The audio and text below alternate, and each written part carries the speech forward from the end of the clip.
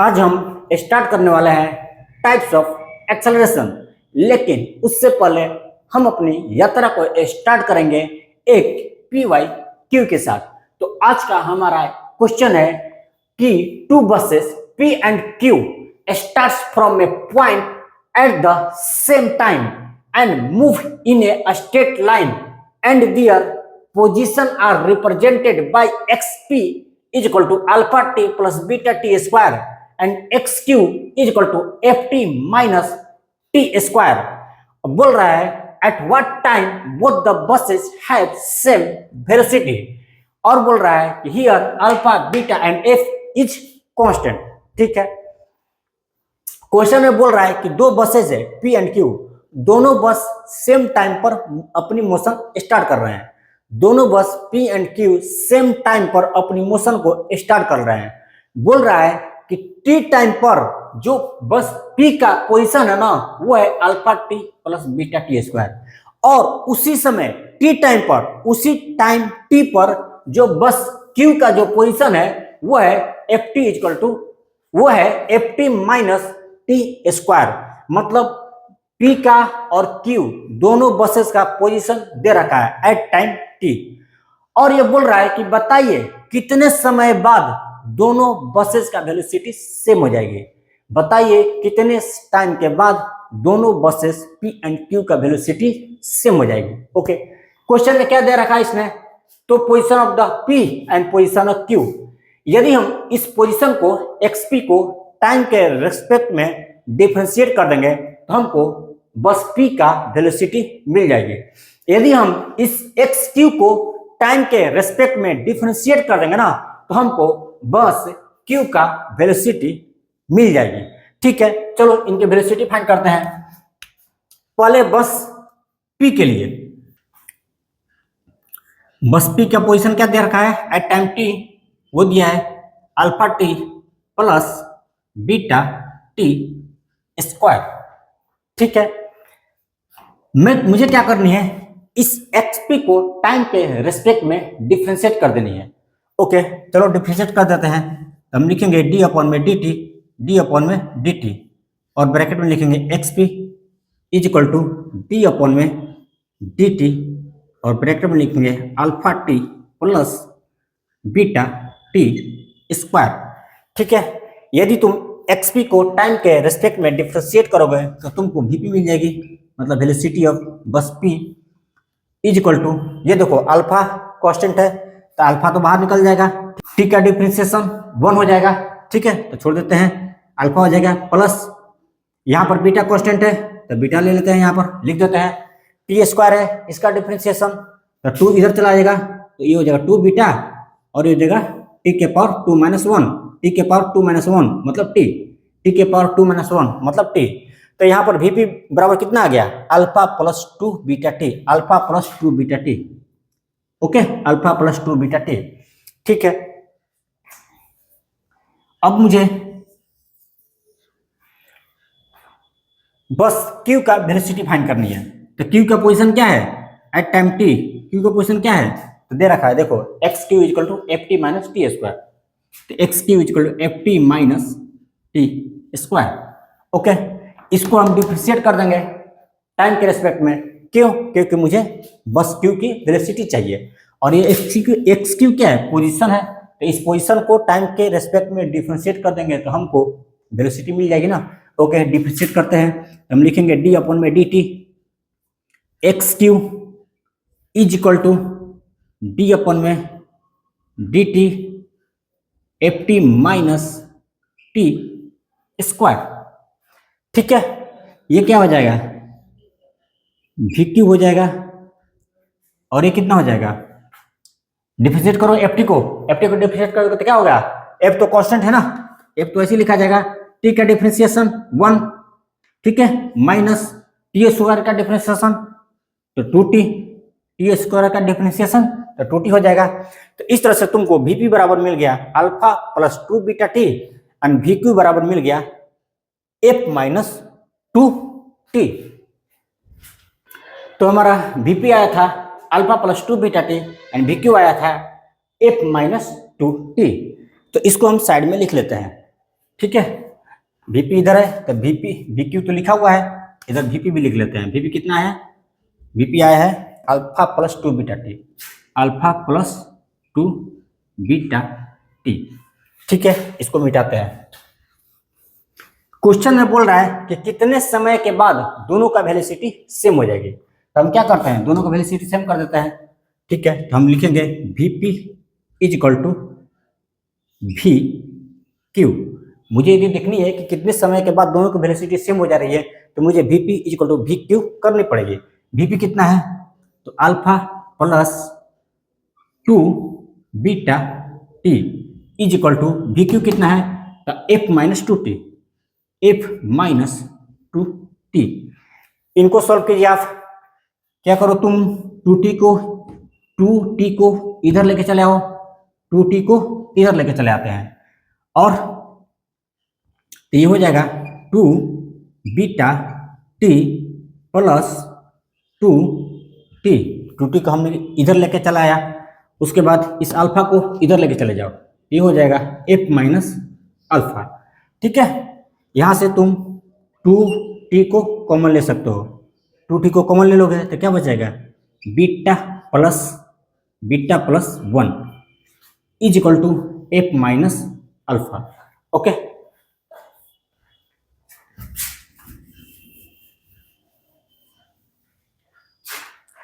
तो इस तरह से यहां से तुमको मिल जाएगी टाइम t इक्वल टू मिल जाती है एफ माइनस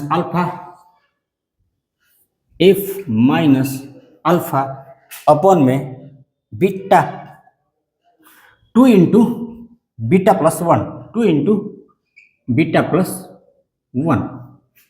तो इतने समय के बाद, इतने टाइम के बाद t equal to f minus alpha upon में 2 इंटू बीटा प्लस 1। तो इतने टाइम के बाद दोनों बसेस p एंड q की वेलोसिटी क्या हो जाएगी, तो सेम हो जाएगी। यही आपका आंसर है, यही आपका आंसर है। इतने टाइम के बाद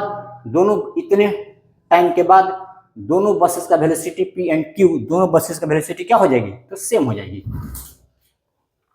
तो अब हम स्टार्ट करेंगे टाइप्स ऑफ एक्सेलरेशन। तो इसमें सबसे फर्स्ट हम देखेंगे, पहला हम देखेंगे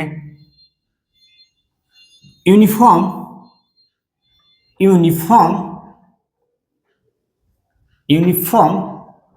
एक्सेलरेशन।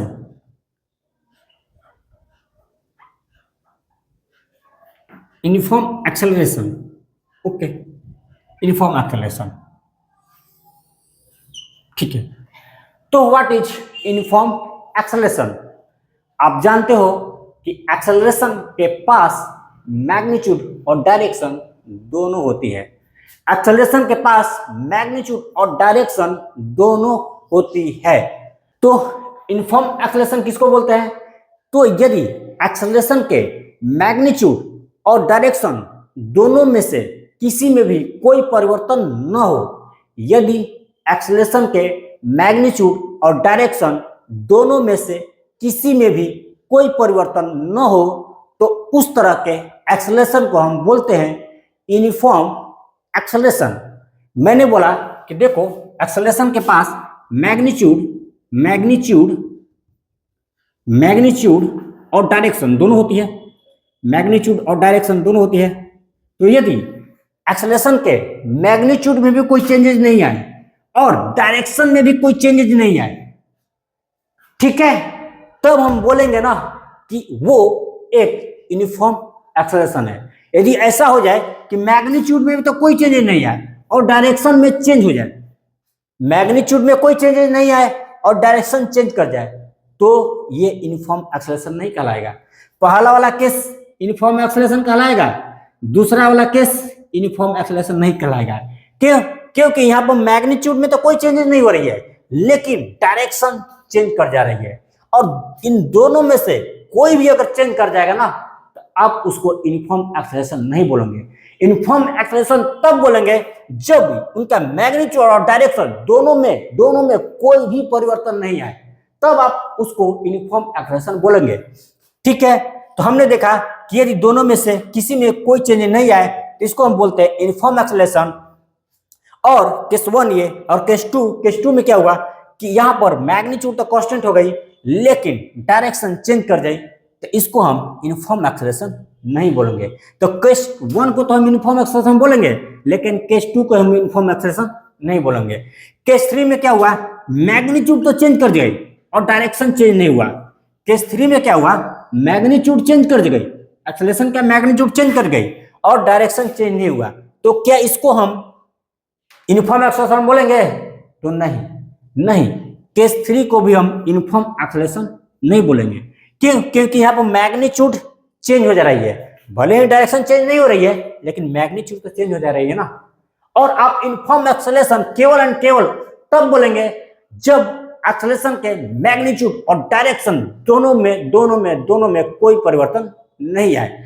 तो इस बात को लिख दिया जाए कि when there is no any change in magnitude or direction of the acceleration, then it is called uniform acceleration. Okay, तो लिख देते हैं इस बात को। when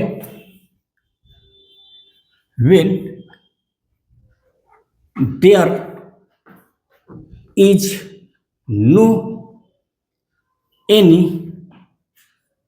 change in magnitude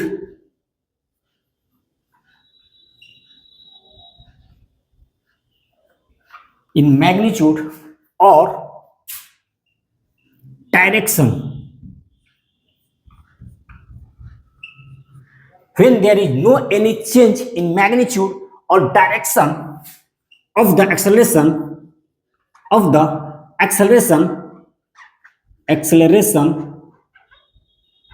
then it is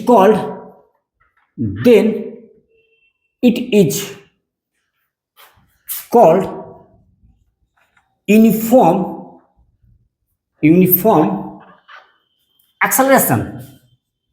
uniform acceleration। ठीक है, हम यूनिफॉर्म एक्सेलरेशन को कांस्टेंट एक्सेलरेशन भी बोलते हैं, यूनिफॉर्म एक्सेलरेशन को कांस्टेंट एक्सेलरेशन भी बोला जाता है। तो ध्यान रखना, यूनिफॉर्म एक्सेलरेशन को कांस्टेंट एक्सेलरेशन भी बोला जाता है। ओके, चलो लिख देते हैं इसको भी। It is also called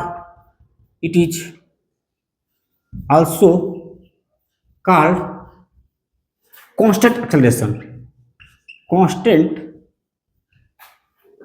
acceleration. Uniform acceleration को आप कांस्टेंट एक्सेलरेशन भी बोलते हैं। ओके, चलो नेक्स्ट पॉइंट। जब कोई पार्टिकल यूनिफॉर्म एक्सेलरेशन से मूव करती है तब उनका पाथ क्या होगा, बताओ क्या होगी? तो एक स्ट्रेट लाइन होगी। जब कोई बॉडी यूनिफॉर्म एक्सेलरेशन से मूव करता है तो उनका पाथ स्ट्रेट लाइन होगी। ठीक है, उनका पाथ कैसी होगी? स्ट्रेट लाइन होगी। लो, जब कोई बॉडी यूनिफॉर्म एक्सेलरेशन से मूव करता है तो उनका पाथ या तो स्ट्रेट लाइन होगी या फिर पैराबोलिक पाथ होगी, इस तरह का। जब कोई बॉडी यूनिफॉर्म एक्सेलरेशन से मूव करता है तो उनका पाथ या तो स्ट्रेट लाइन होता है या फिर पैराबोलिक पाथ होता है। ठीक है, देखो मान लो जब कोई बॉडी किसी स्ट्रेट लाइन पर मूव कर रही है और वो यूनिफॉर्म एक्सेलरेशन से मूव कर रही है, तो बॉडी जब कांस्टेंट एक्सेलरेशन से मूव करता है किसी स्ट्रेट लाइन पर कांस्टेंट एक्सेलरेशन से मूव करता है तो उनका एक्सेलरेशन किसी भी पॉइंट पर ले लो, चाहे इस पॉइंट पर, चाहे इस पॉइंट पर, चाहे इस पॉइंट पर या इस पॉइंट पर या इस पॉइंट पर, किसी भी पॉइंट पर एज्यूम कर लो, उनका एक्सेलरेशन हर जगह सेम मिलेगा। यदि इस पॉइंट पर एक्सेलरेशन है 2 मीटर पर सेकेंड स्क्वायर, तो इस पॉइंट पर भी एक्सेलरेशन होगा 2 मीटर पर सेकेंड स्क्वायर, इस पॉइंट पर भी, इस पॉइंट पर भी, इस पॉइंट पर भी और इस पॉइंट पर भी, हर पॉइंट पर उस बॉडी का एक्सेलरेशन होगा 2 मीटर पर सेकेंड स्क्वायर। ठीक है, तो जब कोई बॉडी कांस्टेंट एक्सेलरेशन से मूव करती है तो उनका पाथ या तो एक स्ट्रेट लाइन होता है या फिर उनका पाथ एक पैराबोलिक पाथ होता है।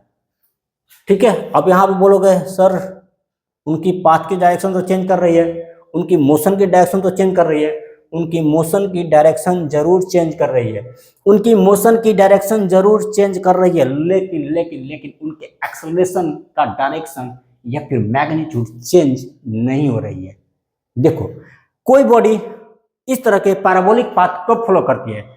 जब हम किसी पार्टिकल को हॉरिजॉन्टल से किसी एंगल पर ऐसे एयर प्रोजेक्ट करते हैं। जब हम किसी पार्टिकल को हॉरिजॉन्टल से किसी एंगल पर इस तरह से ऐसे प्रोजेक्ट करते हैं ना, तो वो बॉडी जो पाथ फॉलो करती है ना, वो एक पैराबोलिक पाथ फॉलो करती है। वो बॉडी जो पाथ फॉलो करती है वो एक पैराबोलिक पाथ फॉलो करती है, लाइक दिस।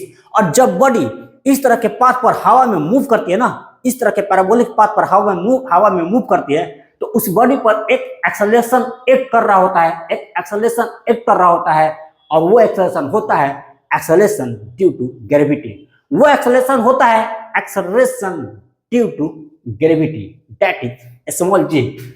कौन सा एक्सेलरेशन एक्ट करेगा इस पर? तो स्मॉल जी एक्ट करेगा। स्मॉल जी क्या है? तो एक्सेलरेशन ड्यू टू ग्रेविटी, ठीक है ना। और एक्सेलरेशन ड्यू टू ग्रेविटी का वैल्यू कितनी होती है बताओ? 9.8 मीटर पर सेकेंड स्क्वायर होती है ना, 9.8 मीटर पर सेकेंड स्क्वायर। इनका न्यूमेरिकल वैल्यू तो यही होती है। ओके, तो किसी भी पॉइंट पर तुम देख लो, किसी भी पॉइंट पर चले जाओ, यदि किसी पॉइंट पर चले जाओ, इस एक्सेलरेशन ड्यू टू ग्रेविटी का जो एक्सेलरेशन होगा ना, कोई पार्टिकल जब हवा में फ्रीली मूव करता है तो उनका एक्सेलरेशन क्या होता है? एक्सेलरेशन ड्यू टू ग्रेविटी के बराबर होता है। कोई पार्टिकल जब हवा में फ्रीली मूव करता है ना, तो उनका एक्सेलरेशन ड्यू टू ग्रेविटी के बराबर, दैट इज जी के बराबर होता है। तो आप किसी भी पॉइंट पर चले जाए, इस पाथ के, इस पैराबोलिक पाथ के किसी भी पॉइंट पर चले जाए, किसी भी पॉइंट पर चले जाए, उसका एक्सेलरेशन का मैग्नीट्यूड, जैसे दैट इज जी का मैग्नीट्यूड कितना होगा? तो 9.8 मीटर पर सेकेंड स्क्वायर। इस पैराबोलिक पाथ पर आप किसी भी पॉइंट पर चले जाएं, acceleration due to gravity that is g का जो मैग्नीट्यूड होगा ना, वो हमेशा होगा 9.8 मीटर पर सेकेंड स्क्वायर होगा। तो किसी भी पॉइंट पर चले जाइए, इनका मैग्नीट्यूड तो सेम मिलने वाली है, कितना? तो 9.8 मीटर पर सेकेंड स्क्वायर। एंड डायरेक्शन, इनका डायरेक्शन क्या होगा? एक्सेलरेशन है तो भैया उसके पास मैग्नीट्यूड और डायरेक्शन दोनों होती है, तो मैग्नीट्यूड तो पता चल गई कि हर पॉइंट पर सेम है, और वो कितना है? 9.8 मीटर पर सेकेंड स्क्वायर। लेकिन what about direction? What about direction of the g? इसके डायरेक्शन के बारे में क्या? तो आप जानते हैं जी हमेशा towards the centre of the earth लगती है। जी हमेशा towards the centre of the earth लगती है, मतलब जी हमेशा डाउनवर्ड डायरेक्शन में लगेगी। जी हमेशा डाउनवर्ड डायरेक्शन में लगेगी। आप किसी भी पॉइंट पर चले जाए, लेकिन जो जी है ना, वो हमेशा डाउनवर्ड डायरेक्शन में लगेगी। जी हमेशा डाउनवर्ड डायरेक्शन में लगेगी। तो देखो, तुम किसी भी पॉइंट पर चले गए ना, किसी भी पॉइंट पर चले गए, किसी भी पॉइंट पर चले गए, जी हमेशा डाउनवर्ड डायरेक्शन में ही लग रही है। इसका मतलब तो ये, यहां पर पार्टिकल पर जो एक्सेलरेशन ड्यू टू ग्रेविटी लग रही है, उनका ना तो मैग्नीट्यूड चेंज हो रहा है, ना तो उनकी डायरेक्शन चेंज हो रही है। मतलब ये एक्सेलरेशन एक कांस्टेंट एक्सेलरेशन का एग्जांपल है। ये एक्सेलरेशन एक कांस्टेंट एक्सेलरेशन का एग्जांपल है। तो ध्यान रखना इस बात को कि जब भी कोई पार्टिकल कांस्टेंट एक्सेलरेशन से मूव करती है, तो उनका पाथ या तो एक स्ट्रेट लाइन होता है या फिर एक पैराबोलिक पाथ होता है। चलो इस बात को हम लिख देते हैं। When a particle moves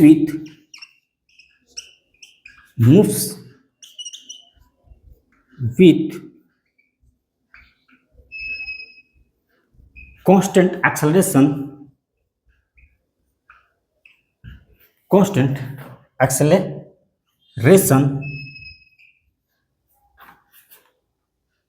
then its path will be a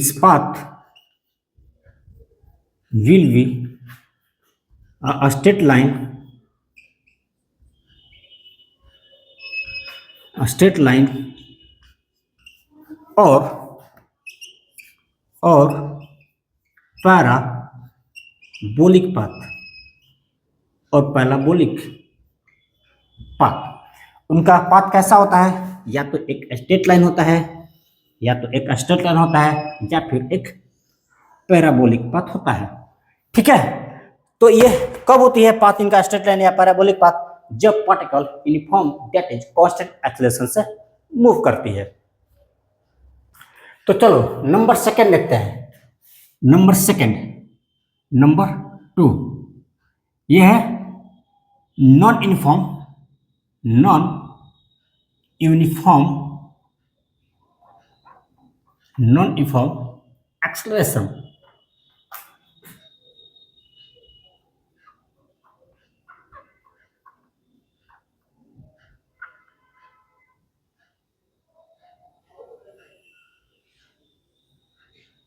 non uniform acceleration, तो देखो हम जानते हैं कि एक्सेलरेशन के पास मैग्नीट्यूड और डायरेक्शन दोनों होती है।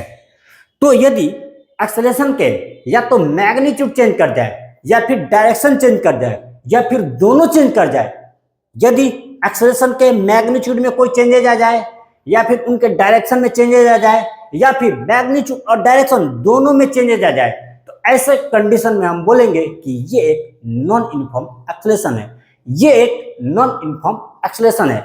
मैंने बोला क्या कि एक्सेलरेशन के पास मैग्नीट्यूड और डायरेक्शन दोनों होती है। एक्सेलरेशन के पास मैग्नीट्यूड और डायरेक्शन दोनों होती है।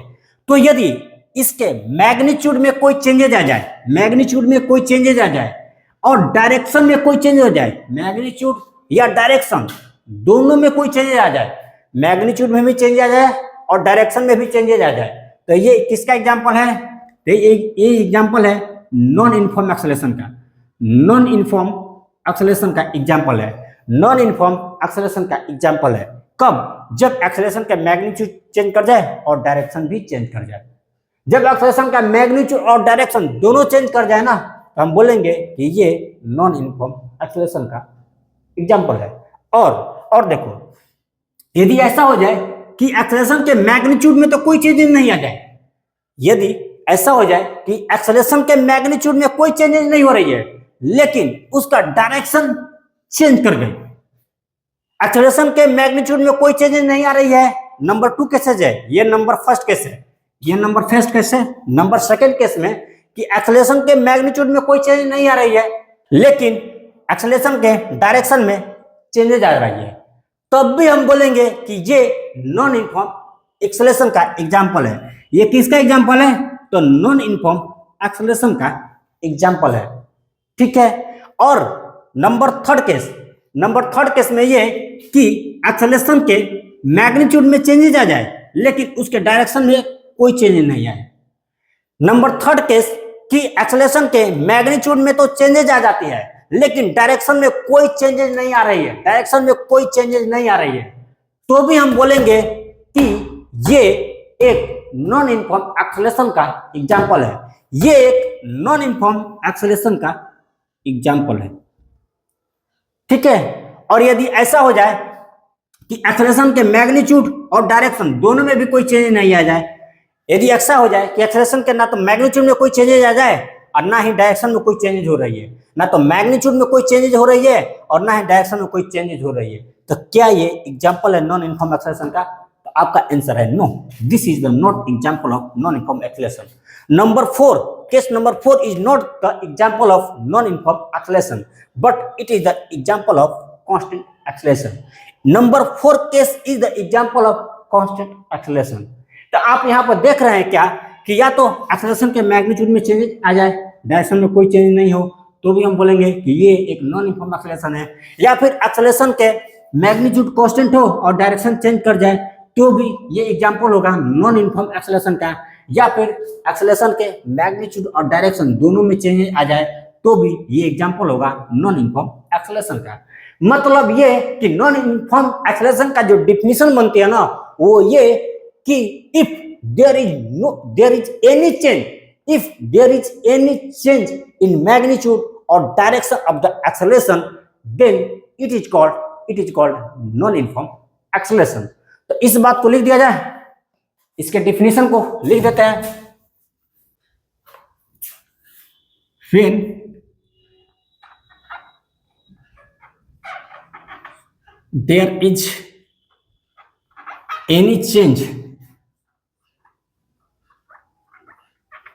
when there is any change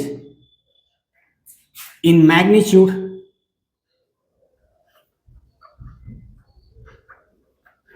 in magnitude, when there is any change in magnitude or direction of the acceleration or direction of the acceleration of the acceleration, when there is any change in magnitude or direction of the acceleration, then it is called non-uniform acceleration. Non-uniform acceleration.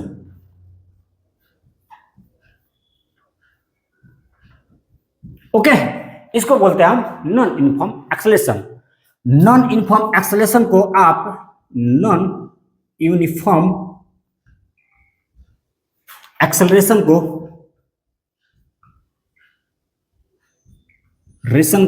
Non uniform acceleration को हम non uniform acceleration is also called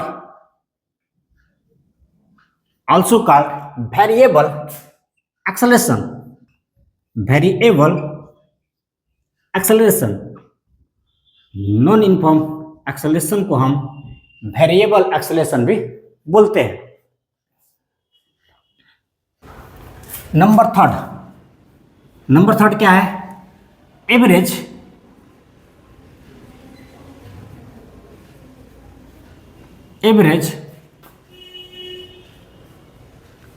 acceleration.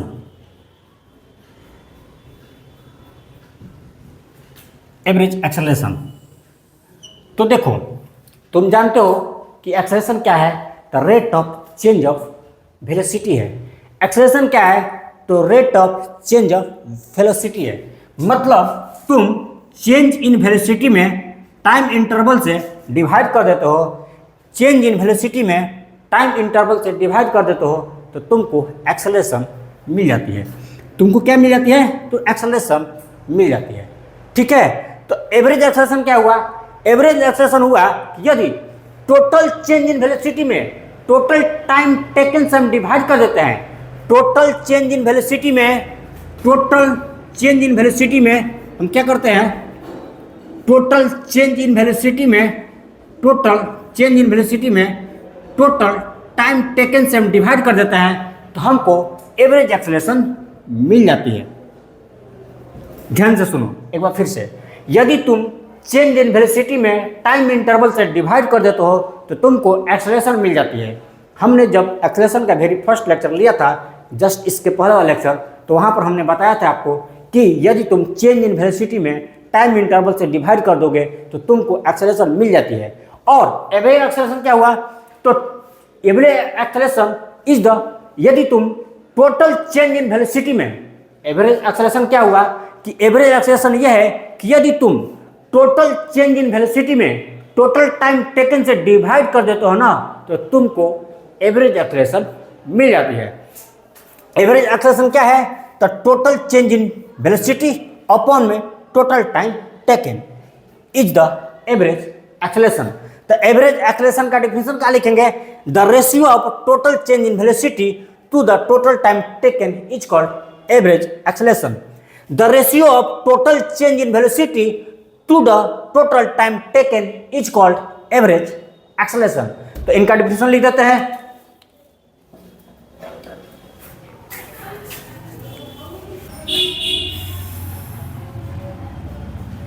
The ratio of total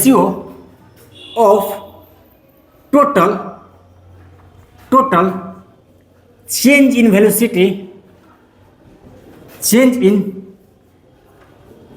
velocity to the total time taken, the ratio of total change in velocity to the total time taken is called average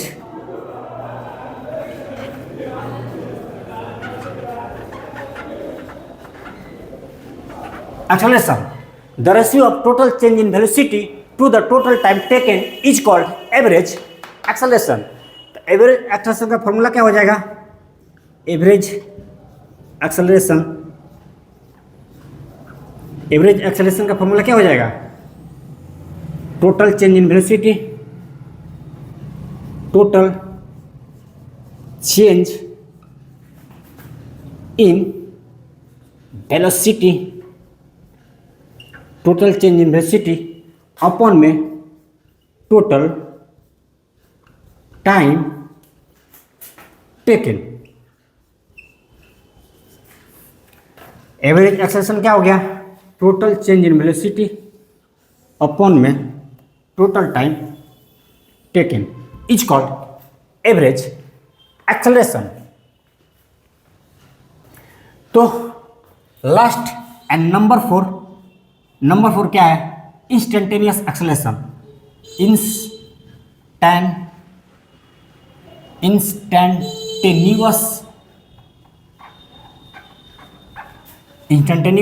acceleration.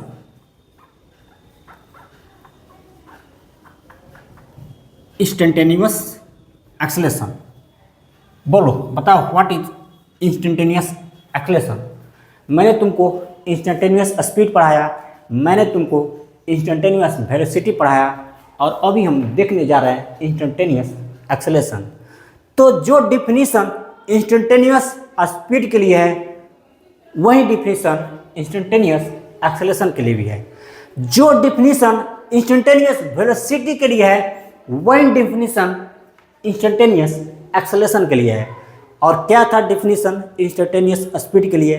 तो instantaneous speed का definition यह था कि किसी particular instant of time पर किसी particle का जो स्पीड होता है ना, उसी को बोलते थे इंस्टेंटेनियस स्पीड। जैसे मान लीजिए कोई पार्टिकल है जो 9 AM से 10 AM के बीच मोशन कर रहा है। कोई पार्टिकल 9 AM से 10 AM के बीच मोशन कर रहा है। मैं यदि पूछूं कि बताओ, और ये जो 9 AM से 10 AM के बीच जो मोशन कर रहा है ना, वो पार्टिकल डिफरेंट स्पीड से मोशन कर रहा है। कभी उसकी स्पीड हो रही है 30, कभी 40, कभी 50, कभी 100, कभी 90, कभी 60 किलोमीटर प्रति आवर का स्पीड उसकी हो रही है। मतलब 9 से 10 के बीच उसका डिफरेंट स्पीड मिली। लेकिन मैं यदि बात करूँ ना कि बताओ 9:01 पर, 9:01 पर पार्टिकल का स्पीड क्या थी? तो 9:01 में पूछ रहा हूं ना, मतलब मैं किसी पार्टिकुलर इंस्टेंट ऑफ टाइम की बात कर रहा हूं। तो 9:01 पर उस पार्टिकल का जो स्पीड होगी ना, उस स्पीड को बोलते हैं हम इंस्टेंटेनियस स्पीड। क्योंकि मैं किसी पार्टिकुलर टाइम पर पूछ रहा हूं ना, तो उस पार्टिकुलर टाइम पर उस पार्टिकल का जो स्पीड होगा ना, वो होता है इंस्टेंटेनियस स्पीड। यही मैं बात करूं कि 9 से 10 AM के बीच कोई पार्टिकल ट्रेवल कर रहा है, मोशन कर रहा है, और इस दौरान उसकी डिफरेंट वेलोसिटीज मिली, कभी 30, कभी 40, कभी 50, कभी 60 किलोमीटर प्रति आवर। तो मैं यदि ये पूछूं कि बताओ 9:05 पर, 9:05 पर या 9:45 पर उस पार्टिकल की वेलोसिटी क्या थी? मतलब मैं किसी पार्टिकुलर इंस्टेंट ऑफ टाइम की बात कर रहा हूं, और उस पार्टिकुलर इंस्टेंट ऑफ टाइम पर उस पार्टिकल का जो वेलोसिटी होगा ना, उसी को बोलते हैं इंस्टेंटेनियस वेलोसिटी। तो 9:05 पर पार्टिकल का जो वेलोसिटी होगी ना, उस वेलोसिटी को बोलते हैं हम इंस्टेंटेनियस वेलोसिटी। वैसे तो वो 9 से 10 के बीच डिफरेंट वेलोसिटी से मूव कर रहा था, लेकिन यदि मैं बात करूं 9:05 पर ना, उस 9:05 पर कोई तो पार्टिकुलर स्पीड रहा होगा, या तो 30 का, या तो 40 का, या 50 का, कोई तो पार्टिकुलर स्पीड रहा होगा, और उसी पार्टिकुलर स्पीड को हम बोलते हैं इंस्टेंटेनियस वेलोसिटी। उसी पार्टिकुलर वेलोसिटी को हम बोलते हैं इंस्टेंटेनियस वेलोसिटी। वैसे तो इंस्टेंट ऑफ टाइम मतलब बहुत ही छोटा समय, बहुत ही छोटा सा टाइम, कितना? लगभग 0.0000001 सेकेंड। अब गिनने मत बढ़ जाना मैंने कितने जीरो बैठाया है, तुम चाहो तो 2-4 और जीरो बैठा दो। तो इंस्टेंट ऑफ टाइम मतलब बहुत ही छोटा समय, वो 0 से के बराबर तो नहीं होता है, लेकिन जीरो से कम भी नहीं होता है। ये देखो जीरो के बराबर तो नहीं है। यदि मैं बात करूँ इतने सेकंड की, तो क्या ये जीरो के बराबर है क्या? नहीं, 0.0000001 है। क्या ये जीरो के बराबर है? नहीं, जीरो तो बराबर तो नहीं है, लेकिन जीरो से कम भी नहीं है। तो इंस्टेंट टाइम मतलब बहुत ही छोटा समय। मैं तुमको समझाने के लिए बोल रहा हूँ, मैं तुमको इजीली समझाने के लिए बोल रहा हूँ कि मान लो इस पार्टिकल का वेलोसिटी 9 से 10 एम के बीच डिफरेंट मिली, 30, 40, 50, 60, 70, 80, 90, 100 किलोमीटर प्रति आवर। लेकिन मैं किसी पार्टिकुलर इंस्टेंट ऑफ टाइम की बात करूँ ना, 9:10 की बात करूँ, 9:10 की बात करूँ, तो उस 9:10 पर उस पार्टिकल के पास कोई पार्टिकुलर एक ही स्पीड होगी ना, या तो 30 होगी, या तो 40 होगी, 50 होगी। सारे तो नहीं हो सकते हैं। 9 से 10 के बीच सारे स्पीड आ सकते हैं, 9 से 10 के बीच सारे वेलोसिटी आ सकते हैं। 30, 40, 50, 60, 70, 80, 90 किलोमीटर पर आवर सही सभी आ सकता है। लेकिन मैं बात करूँ 9:10 पर, 9:10 पर, 9:10 की बात करूँ, तो उस पर तो कोई एक ही स्पीड होगा, या तो 30 होगा, या तो 40 होगा, या तो 50 होगा। सारे तो नहीं आ सकते हैं, नहीं आ सकते हैं ना। तो वो 9:10 पर जो उस पार्टिकल का जो पार्टिकुलर स्पीड होगा ना, उस पार्टिकल का जो पार्टिकुलर वेलोसिटी होगा, उसी वेलोसिटी को बोलते हैं इंस्टेंटेनियस वेलोसिटी। तो इंस्टेंटेनियस एक्सेलरेशन क्या है? वो भी यही है कि भैया 9 से 10 के बीच कोई पार्टिकल एक्सेलरेट कर रहा है, और इस दौरान उनकी डिफरेंट एक्सेलरेशन मिली, कभी 2, कभी 5, कभी 7, कभी 8, कभी 10, कभी 12, कभी 15 मीटर पर सेकेंड स्क्वायर। डिफरेंट एक्सेलरेशन मिली 9 से 10 के बीच है। लेकिन मुझे पार्टिकुलर इंस्टेंट ऑफ टाइम पर चाहिए 9:07 पर, 9:08 पर। तो उस 9:07 पर, 9:08 पर, 9:15 पर, तो उस 9:15 पर, मतलब मैं किसी पार्टिकुलर टाइम की बात कर रहा हूं, मैं किसी पार्टिकुलर टाइम की बात कर रहा हूं, तो उस 9:15 पर उस पार्टिकल का जो एक्सेलरेशन होगा ना, वो एक्सेलरेशन कहलाता है इंस्टेंटेनियस एक्सेलरेशन।